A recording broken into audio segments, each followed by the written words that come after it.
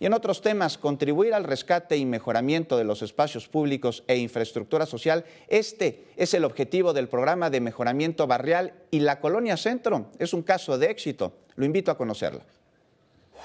Así lucía hace 5 años la calle Felipe Berriozábal, en la Colonia Centro, una zona con fachadas descuidadas, sucia, con problemas de inundación e inseguridad. Pero hace 5 años, los vecinos decidieron organizarse para tener una mejor calidad de vida. Pues tratamos de mantenerlas limpias, tenemos el plan de vecino vigilante, también unos a otros nos echamos la mano, viendo a los de la tienda, y cuidándonos, ¿no?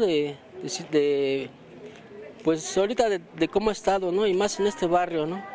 Que ha habido una transformación en eso, hay más contactos con las patrullas. Hoy sus fachadas lucen mejor, limpias, pintadas, la calle tiene seguridad y jardineras.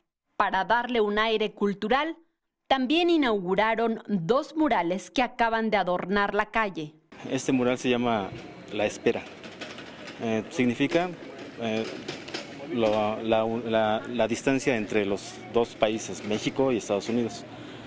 México tratando de sostener las alianzas con la cuerda sujetando al águila y Estados Unidos tratando de zafarse. El otro se llama el secuestro de la justicia.